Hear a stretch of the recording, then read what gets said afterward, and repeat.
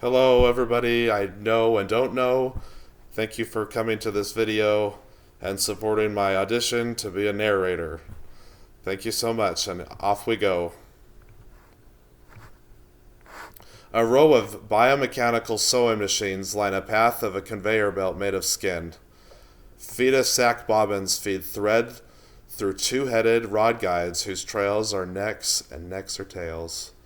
Needles eat the threads and push their heavy-willed purpose to the tip that penetrates the flesh of the conveyor belt walkway like hammers on meat. Torm can hear the rubbery skin stretching as the flesh is fed to the machines, while blades cut off the excess skin as it forms into a long, thin path. Bruises are sucked dry by large mosquitoes, and pus is sucked out of any infected skin by long-beaked pus suckers. Torm has a vision come to her mind when she touches some of the skin. A giant flow of bloody mud is frantic with people suffering from full-body scalping.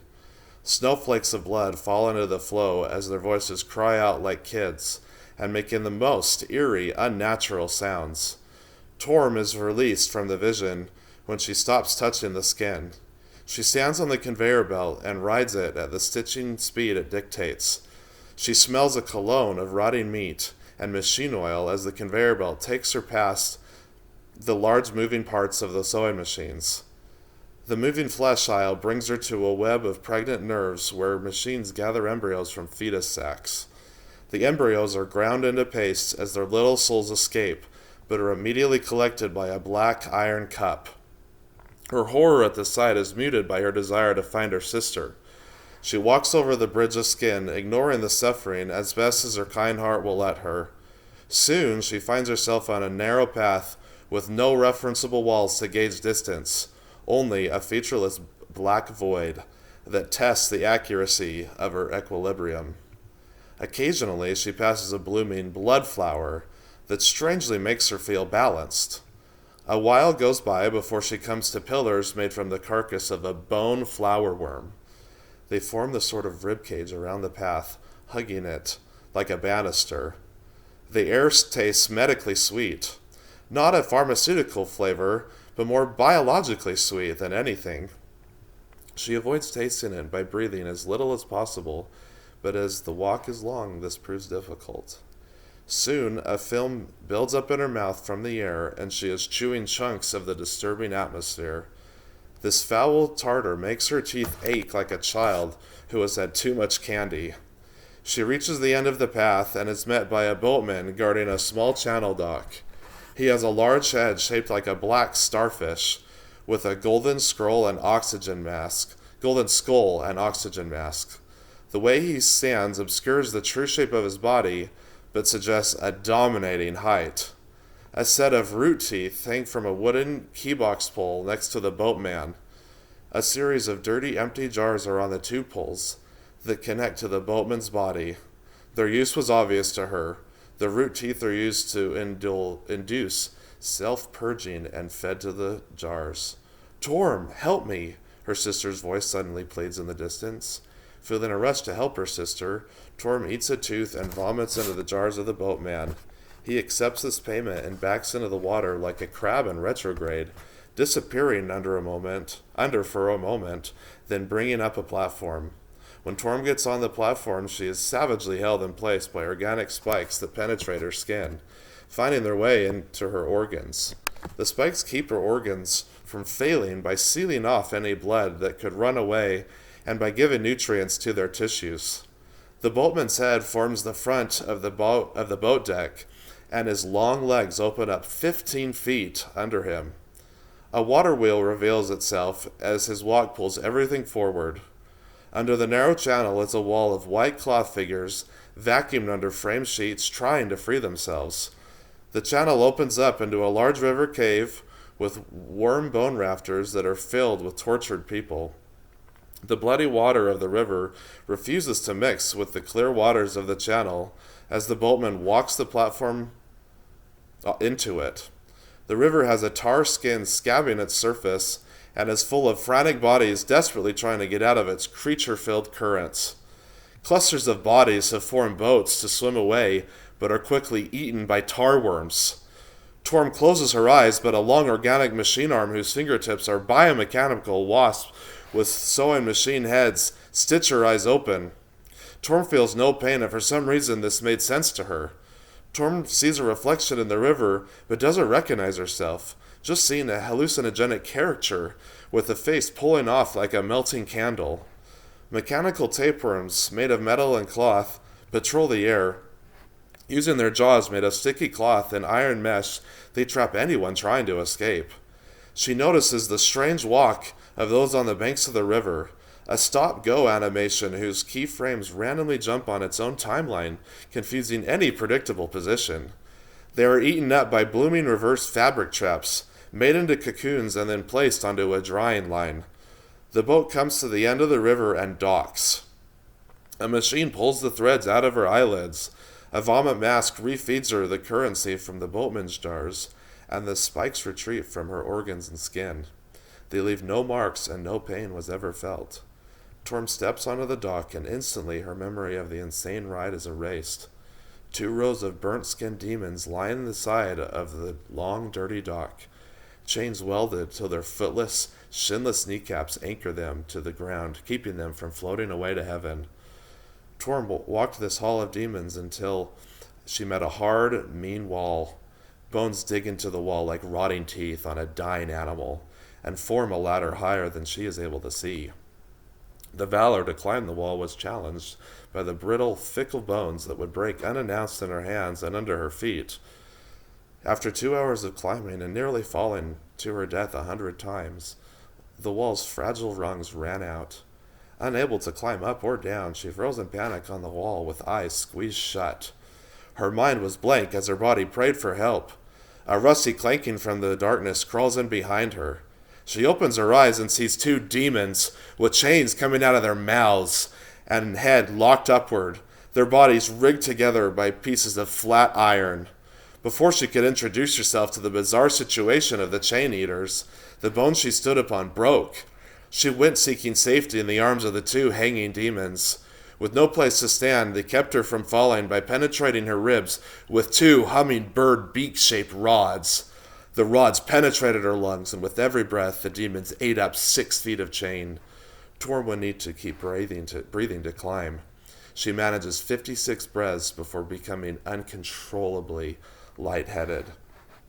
A large metal and cloth lionfish suddenly floats in behind her, offering reprieve in its long, clothy new page.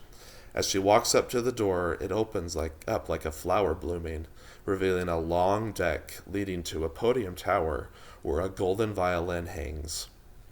The room is in the shape of a floorless cylinder, trimmed with the same organically ornate, gorgeous wood framing as the rest of the palace. Torm makes her way slowly to the platform, to the podium tower, and cautiously steps into it.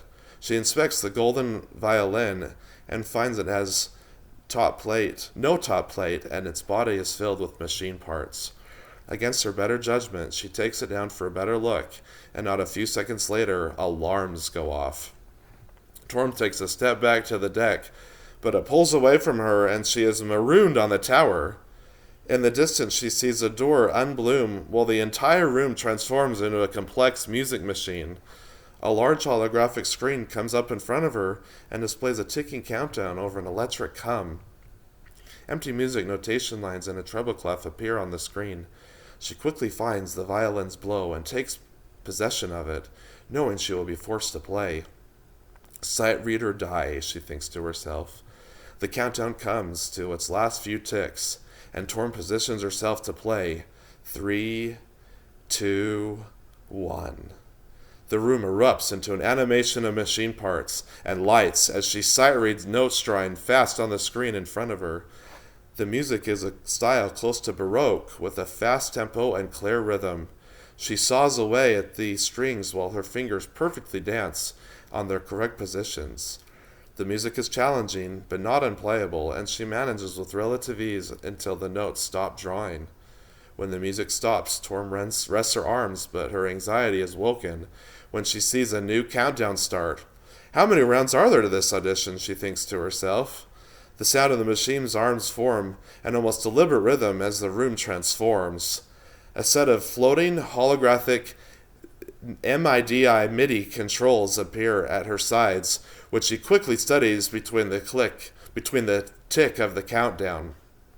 A single-line staff is added below the conventional 5-line treble staff. Growing more nervous, the clef of the new notation is unfamiliar to her. She rehearses her movements to the hovering controllers and then takes a ready stance on the penultimate click of the countdown. 2, 1. The music machine explodes into a mechanical rave as powerful dubstep fills the room. Reading from 2 clefs, the conventional notes give her no problem, but the complex note heads and figures of the dubstep notation prove more difficult. She cuts and stabs the R with her bow, and complex holographic shapes grow from the traces of its strokes. She holds the violin with her chin while rotating the holographic MIDI controllers with both hands. She misses a few notes on the controllers and is punished with painful force field blasts from the screen. But only a few mistakes, and with remarkable instinct, she mastered the dubstep notation and holographic MIDI controllers in only a few errors' time. And soon she passes the section of the test. The screen retracts and the room remakes itself. But the complexity of the new transformation takes longer than the previous 2, and Torm is given a few moments to rest. The air around the room becomes polluted with snapping lights as the machine programs itself. By intention or mistake, Torm is shown the holographic dossiers of the countless musicians the palace has trapped and coded into the machine. She stands in awe and terror at the variety and number of musicians who have been stolen. Everything from primitive people with simple clay flutes to electromechanical humans with complex sound generators. But she is pulled out of expectation by the rise of several holographic screens. 2 beams of light scan her body, and Torm forms a trio with 2 holographic projections of herself. The machine arms set in, and the final countdown ticks. 3, 2, 1. The music comes at her as a hybrid of dubstep, classical, and modern orchestral, with its tempo fluctuating between 120 and 240 TBM. Torm and her flickering clones eat the music as fast as it comes, forming a trio of measure masters who dominate the counterpoint of assassination heavy wobbles, diminutive tooth rhythms, lowborn glissati killed by high-frequency ostinati, abrogated quadruple stops that burn the bow over a series of unforgiving chord progressions, steel comb tremolos cutting hard into a sea of endless rhythmic permutations, and countless diatonic and chromatic runs over mean modulations whose patterns have no predictable shift. Soon the clones' parts run out, and Torm is left playing a solo against the overpowering opus. But intoxicated by accuracy and completely precision-drunk, Torm keeps the murder-hungry machine at bay with perfect accountability for every note. Relentlessly, the machine keeps turning, trying its hardest to eat out the substance of her musicianship, but Torm holds to the test, and the machine is forced to abdicate. The notes stop drawing, the sound cuts off, and its arms pass over her safely as the machine folds itself up. This wasn't just a test or a trap. It was the most complex key to a room she will ever use. Torm is lifted up through an opening in the ceiling where she finds herself in the heart of the palace, the throne room. New page. He pulls his heart jewel out of his chest. The cavity is quickly grown over with new young crystals as he completes the excavation. He holds the heart out for Torm. She notices the shape on his chest is the one from her compass. "I can't take this. It doesn't belong to me," she states. "It does now," the man responds. Torm reluctantly takes the gift and caringly packages it in a cloth and puts it into her bag. "Thank you," she says softly through gentle tears. "Thank you," she says softly through gentle tears. The man presses a stone. "I've just opened the south door. It will be your quickest way out. Save your sister." Torm hesitantly leaves his side, looking back with caring eyes and pausing. "Thank you. I will bring this back to you. I promise." "Go, your sister." Torm exits, and the man leans over in pain, quickly losing consciousness. His body solidifies into crystal. He is dead. The child of light appears through the wall and greets his soul as he comes out of his body. He is at peace and safe now. They walk away, vanishing through the wall. Seconds later, a group of sand pirates find the crystallized body of the jewel-skinned man. As they try to collect him, he shatters. Although the pieces turn to common stone, they collect them anyway. New page. Seconds later, she smells Nog Champa. She opens her eyes, and it's in a dream. She is in the desert, but the sky has changed color, and the old man is now a statue of a king sitting on a throne. Small orbs of light and blurry dust accent a spiral staircase standing in a small pond, waiting for her on the horizon. Stepping stones leading to the spiral staircase rise a few inches out of the dry, thickly cracked desert floor. The earth around the stones eat away in a brilliant fashion from the weight of Torm's steps as she makes her way to the staircase. The stones stop at the edge of the small pond where Torm notices the water is only an inch or two deep. Her footsteps make glassy tones at different pitches as she walks across the pond, while a line of cattails bloom into tiny ballerinas that float away with the breeze. The staircase is a dry, hard concrete made of old sand, rising 50 feet above the desert flare and leads nowhere. Torm walks up the nowhere ladder, being careful to stay near the center since there was no railing to lean against, and the pond was too shallow to safely fall into. When she reaches the last step, desert angels ascend from quicksand whirlpools, bringing Roman-style columns up from the desert floor, creating a path high in the air. Torm steps onto each newly risen column as they make their way into the sky. The cape of the last angel breaks into a sandy wave and spreads out over the horizon, forming a sea of sand. The column Torm stands on becomes a small boat with shadows for sails, whose dance pulls the boat across the soft well of the newly formed ocean of sand. She passes small rock islands that hold large sand masks of her sister's face, where birds have nested and flock out like patterns of hair. Seahorses and unicorns of sand breach the surface, while giant rose stalks climb into the sky, blooming rose angels from the skin of their glowing petals, who dance with the colors in the sky. With a liberal amount of attachments, an obese circus unicycle bobs its way across the ocean with a padded wheel while holding countless knickknacks, objects, and animals, including snails, fish, and umbrella mobiles, giving a cluster of sandcastle formations in its wake. Colossal windmills empty the sea of its sand, and Torm's boat becomes a platform carried by a giant creature with a leg for an arm and an arm for a leg. Torm and her faceless gargantuan make their way forward in a valley of melting moonlight that is protected by two deep, sleeping mountains of sand, whose genders are both female, and who are mothers to giant sandcastles of sand built on the back of massive animals and great red arches that touch the sky.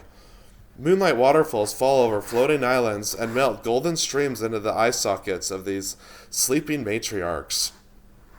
Pools of liquid gold stream down their face, feeding a moat around a tall tower at the back wall of the valley. When Torm reaches the tower, her ride's toothy tongue grows out and becomes a stone bridge staircase leading to the Tower of the Moon. As Torm walks over the bridge, glowing threads grow out of the mother's eyes and into the air, flying over a large gate behind the tower. Torm opens a door to the tower, and instantly the large gates open up, and Torm finds herself the captain of a steamboat castle.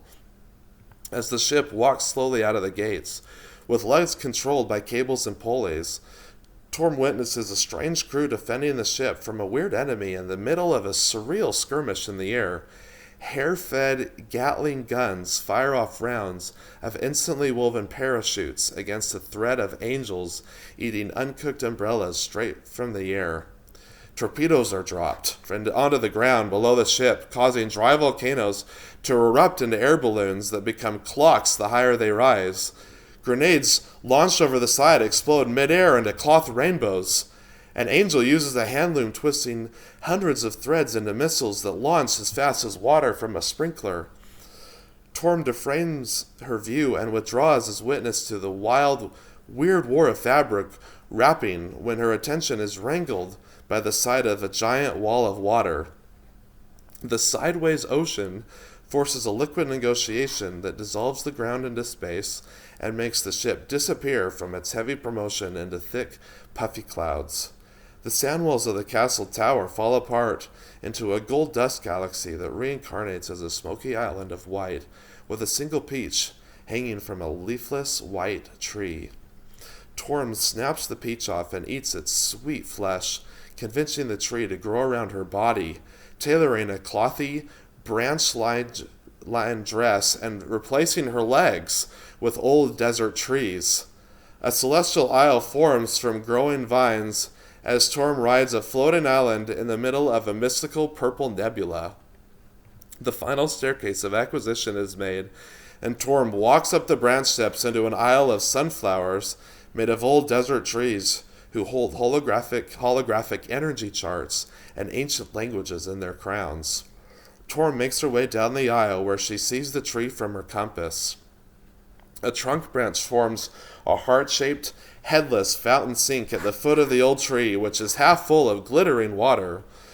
Torm places one hand onto the water, causing the bodies of two lovers to grow from a network of veins into a loving embrace in the middle of the tree.